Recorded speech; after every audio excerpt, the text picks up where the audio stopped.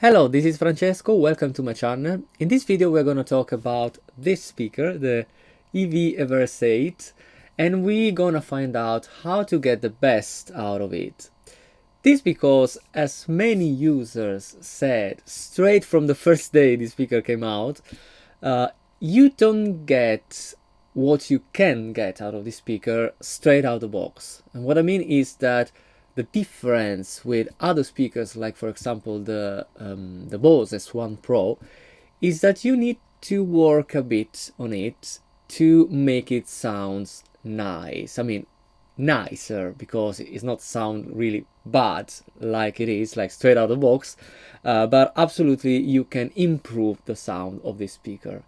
And one of the features that you have with this one, and is a very nice one, is that you have a proper EQ. Actually, you have two EQ in this speaker, because you have an EQ for each channel, but also you have a parametric EQ, like general EQ, for all the speaker with all the frequencies, and you can really go in detail and change the sound of the speaker. There's a big difference, and I already talked about this when I was kind of introducing the speaker and say, okay, is it like it's good, it's not, what is better than other speakers? And yes, that is absolutely a feature that makes a difference. If you, for example, compare this speaker with the Bose S1 Pro, yes, you have an EQ in the Bose S1 Pro and all the presets, the tone match that they should put your vocals and guitar or wherever in some kind of pre-EQ'd situation.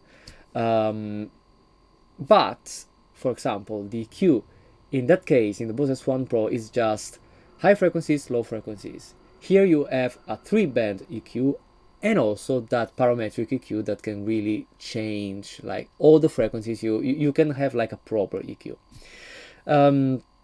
Well, so let's go into it and try to find out how to make it sound better, the speaker. So the first thing you need to do is to download the app. And that's very nice stuff, because you can have this app and control everything about this speaker from wherever place you are. Like, you put a speaker there and you can stay in front of it, or you can stay in the stage and just listen and say, okay, I prefer more of this, I would like to change that, I like this. So first of all, you go and check the EV app that is called Quick Smart. If you already have it, that's great.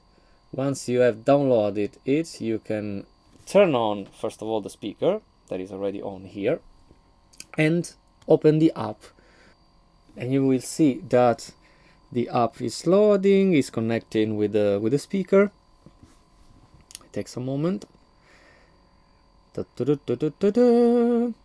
Wait for pairing. And here we are. Okay, what we have here. Okay, the first screen you have is this kind of general idea of the speaker. So these 3-band bass, mid, and treble are referred for like the speaker, generally to the speaker. After you have all these other control that you see, like kickback, mixer, live, or other option, but we're not going to talk about that in this video. Just concentrate on how to EQ the mic signal and the guitar signal. So we go into edit mixer, and you have this other screen, and you go in channel number 1. Let's start with the vocals. Channel number 1. Okay, so you can see you have, first of all, there is a compressor. After, you have the treble, mid, and bass, and on the right you have also the FX, so kind of reverb and echo and whatever you can choose in the FX channel. And after, you have the general level and the 48V if you need the phantom power, some preset, because you also can have some preset and store some preset, and a very useful mute button. So the first things I would like to do is go into the EQ. So let's go and start with the treble. Okay, what we want to do with the mic signal is to open a bit the high frequencies, and because these are those frequencies that gives that feeling of opened and airy and, you know, clean in some way sound. So let's go to the treble, and let's, with this one, add a bit more. I will stay around 4. Okay, the things that to say is that I'm using a Shure Beta 58. So this regulation is specifically made for that microphone, but I think that can work with every mic. The things that maybe you would need to do if you use a different mic is to check if this, for example, that I put here, the treble at +4, it can be +3, it can be +5, you know what I mean? So the general idea of what we are doing is gonna work with every dynamic microphone, or also every condenser microphone. It's the amount that can be slightly bit less or slightly bit more that it needs to be adapted with like every different microphone. So treble, in this case, I go +4. Let's stay in this way with the middle frequencies, but let's go with the bass, and I want to take off some bass. I would say minor 4 in this case. This because with the vocal, with the microphone, with the vocal signal, usually taking off the bass frequencies put the voice in a frequency range that is more cutting into the mix. So if you have guitar or piano, whatever other instruments you take off a bit of low frequencies from the vocals, and your voice automatically is a little bit more out and on top of the instruments. So I would do like this. And a very nice, interesting things that I notice is the compressor, because the compressor is not only a compressor. I mean, yes, it is, but what the compressor do, also specifically with this compressor, is not only put your vocals in a bit more defined place. So the idea of the compressor generally is to put a range more limited, about like too loud or too quiet. You know, that's the general idea of the compressor. But a very nice things that I notice and that I use with this Everse is that when you add some compressor, you also are changing in some way the EQ. What I mean is that not only there is a dynamic control, but adding a compressor also enhance some frequencies. In this case, I noticed that it's kind of the like the middle frequencies around that area, especially the frequencies that cut a little bit more the mix. So I usually don't use compressor in my vocals when I sing, but in this case, I noticed that the compressor work nice with this speaker. So I add usually something like 50, yes, like this, to the compressor. If you go more than this, usually start to sound a bit fake, you know, a bit too much compressed. If you go less, it can be okay, but I think that 50 is a right balance between sound natural, and you have that good part of the sound, and also that good part of putting out the vocals that the compression do. Okay, what else? Yes, you have a bit of reverb. In that case, maybe I will do another video specifically about the effects. But in this case, the only things that I say is at the moment, the one that I prefer is the number 1. That is a mix between echo and reverb. And in that case, I use something like -14, something like this. That is a kind of not too much of reverb, just to have a bit of ambience. I like a bit dry vocals. So that's all I think about about the vocals. Let's go to the channel number 2. Let's go to the channel number 2.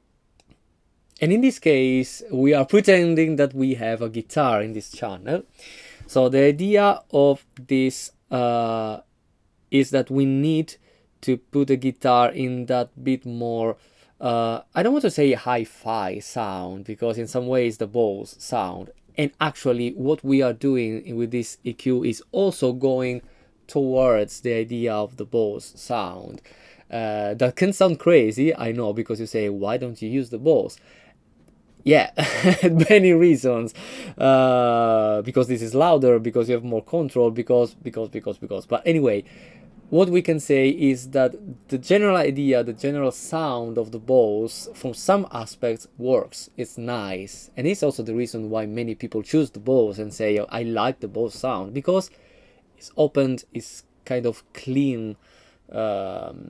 So with this EQ, we are going in that direction.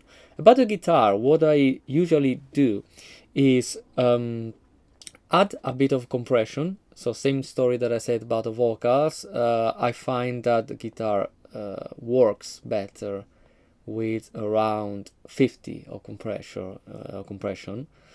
And also about, no, sorry, 40, 50. It's better 40, yes.